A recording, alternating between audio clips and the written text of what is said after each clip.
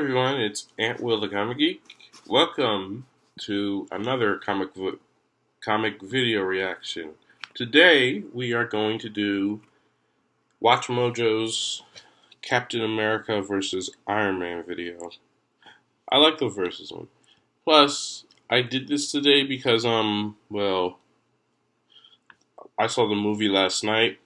So this will be in the morning and one will be later on in the afternoon. Without further ado, let's watch this video.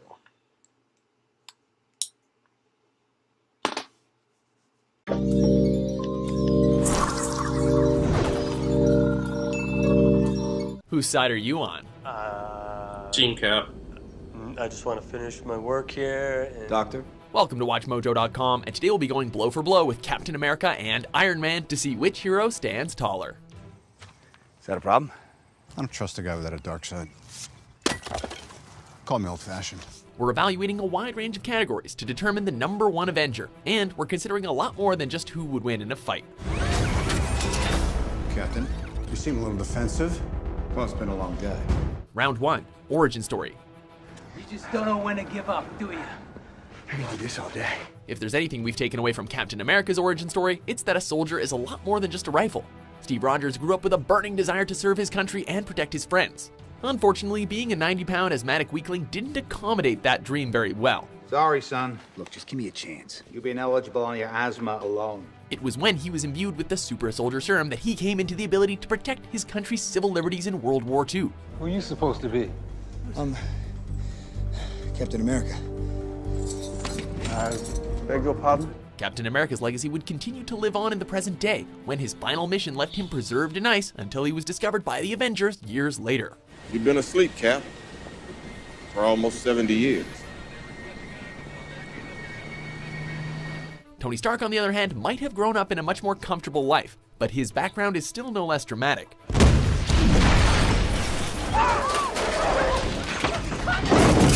What's going on? While field testing weapons for the US government to be used in Vietnam, now swapped out for the modern-day Middle East, Tony Stark is attacked and taken captive by the enemy. I refuse.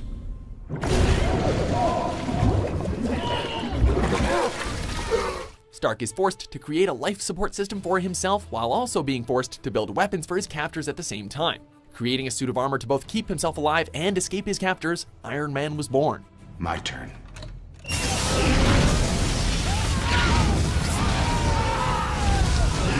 Both Captain America and Iron Man have had interesting and compelling backstories. Captain America's roots as an underdog who dreams of being a hero make him a much more relatable hero than a billionaire playboy philanthropist. That being said, Tony Stark's transformation is actually more impressive, especially when you consider that he turned his entire life around just to do the right thing and be a hero. There's the next mission, and nothing else. Winner, Iron Man. You're a laboratory experiment, Rogers. Everything special about you came out of a bottle. Round 2, Villains.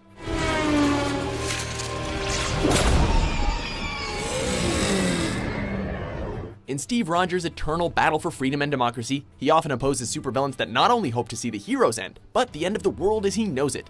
Most notable is the Nazi-esque organization Hydra, whose sole mission extends into global domination. Arnim Zola was a German scientist who worked for the Red Skull. He's been dead for years. First correction, I am Swiss. Captain America's battle against the organization has spanned over the course of decades, as Hydra's influence has survived through the leadership of villains such as Baron Zemo and the Red Skull. Finally, we agree. Goodbye, Captain America! Being one of the world's forerunners in military technology and robotics definitely attracts some negative attention. Combine that with the fact that Stark uses this technology to make the world a better place definitely puts him on the bad guys' radars. I want to make Iron Man look like an antique. I want to go to that Stark Expo. I want to take a dump in Tony's front yard. You know what I'm talking about? While a number of Iron Man villains are corporate rivals that just hope to see Tony's legacy crumble, there are a few, such as the Mandarin, that wish to challenge the genius billionaire's fortitude with the fate of the world at stake. And then he called. As both Iron Man and Captain America are members of the same superhero team, there is some serious overlap when it comes to the villains they fight. However, villains like the Red Skull and the Mandarin can be associated with the individual heroes. Impressive.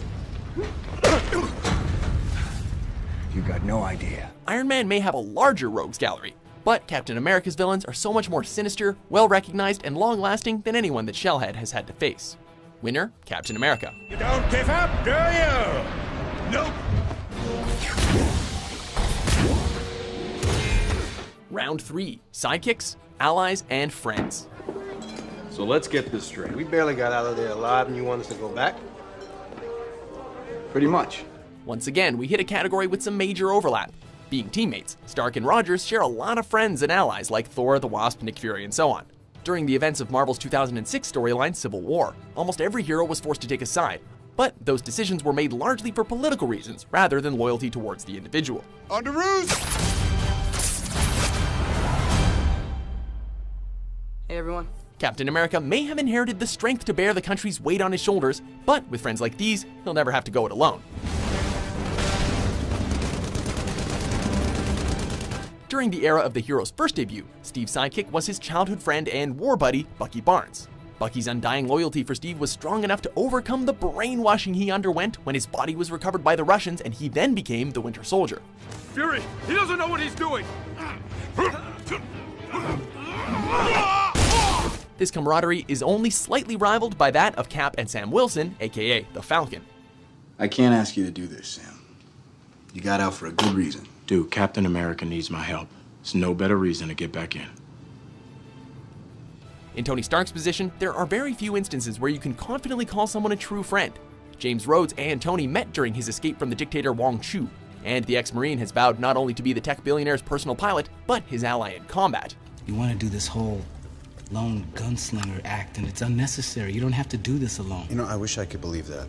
Years later, Rhodes was given the War Machine armor when Tony's health went into decline, and the two were able to partner up and fight evil as equals.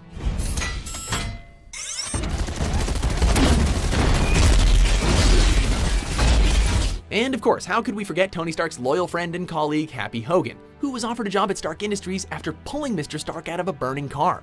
Hogan is second only to Pepper Potts as the most reliable person at Stark Industries, a woman Stark trusts so much, he even lets her wear his Iron Man armor when the situation calls for it.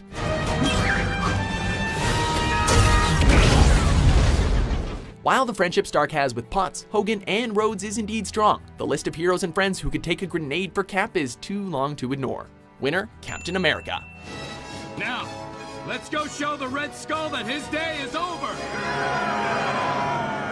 Round 4, themes and ideals. You've been called the Da Vinci of our time. What do you say to that? Absolutely ridiculous. I don't paint. As loved by some as he is loathed by others, there's no denying that there's a lot more to Tony Stark than meets the eye. Wealthy as he is, Iron Man has made his fortune the same way he's made his notoriety, and that's from developing military-grade weapons, making him responsible for the deaths of many innocent people. You try to rewrite your own history, and you forget all the lives the Stark family has destroyed. Tony's battle with guilt and self-doubt eventually culminate as a battle with alcoholism, adding an element of self-destruction not commonly addressed in the comic book universe. You're gonna kill yourself, Tony. I'm not gonna be a part of it. One of Stan Lee's greatest and most innovative talents was the ability to create heroes who are everything one expects from a comic book icon while being flawed and relatable at the same time. What made you so special? Nothing. I'm just a kid from Brooklyn. As iconic a hero as Captain America is, Marvel struggled for years to give him more dimension and keep his personality up to date with relatively modern heroes. The guy wears an American flag, for God's sake. Series E defense bonds. Each one you buy is a bullet in the barrel of your best guy's gun. The character's patriotic identity and Western appeal resonates with the time period he was conceived in, and has only really stood the test of time through carefully constructed storylines. You guys did some nasty stuff. Yeah, we compromised. Sorry, Cap, while there's nothing wrong with being an absolute defender of truth and justice, we're suckers for the conflicted hero trope. Iron Man takes this round.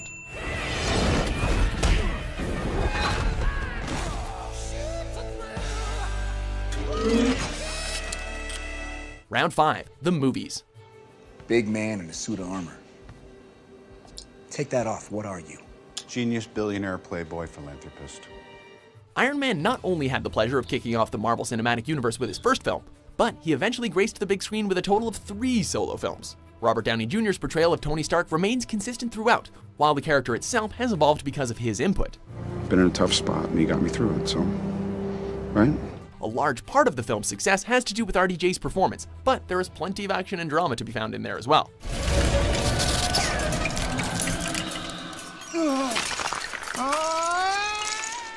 Despite existing within the same cinematic universe, Captain America: The First Avenger was successful in making the audience love the character who is, let's face it, a little goofy on paper. You're not really thinking about picking Rogers, are you? I wasn't just thinking about it. It's a clear choice. Opting to create a World War II movie with the superhero, rather than a superhero set in a World War II movie, helped make that movie, and Cap himself, an instant success. You know how to use that thing?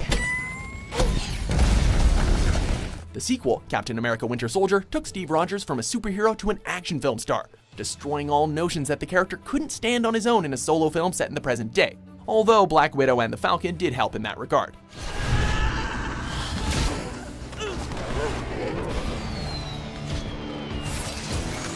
While Captain America's movies stand on their own, it's the Iron Man films that not only launched the cinematic universe, but are most commonly considered to be the best standalone superhero films. And it's hard to argue with Robert Downey Jr.'s performance. Winner, Iron Man. I had my eyes open. I came to realize that I have more to offer this world than just making things that blow up. It would seem that Iron Man blasted Cap away with a narrow victory of 3-2. So, did we pick the right team? Be sure to debate in the comments, and of course, don't forget to subscribe to Watchmojo.com for more entertaining versus battles.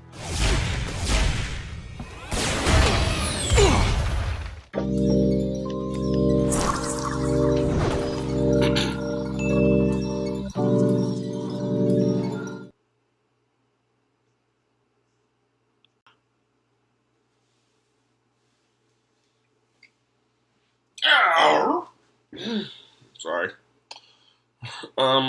This is a good video, and like, I wanted Captain America to win because Captain America.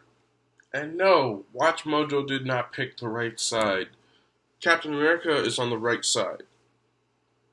The reason why, like, I picked Captain America is because, like, people have a right to choose,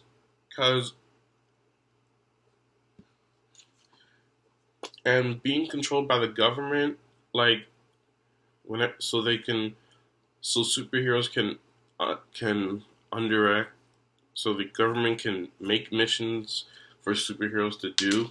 So I decided not to work. So if I was a superhero, I would not work for the government. Anyway, hope you guys liked the video. Make sure you guys like, subscribe, comment, and share with anybody. And I'll see you guys next time. Oh yeah, there will be a video later on in the afternoon.